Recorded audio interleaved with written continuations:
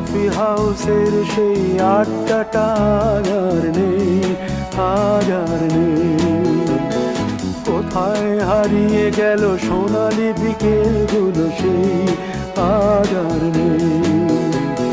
লা লা লা লা লা লা লা লা লা লা লা লা লা লা।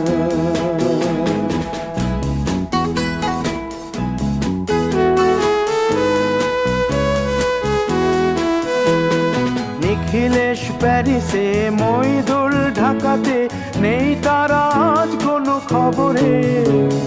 গ্র্যান্ডের গিটারিস্ট গোয়ানিজ ডিসুজা ঘুমিয়ে আছে যে আজ কবরে।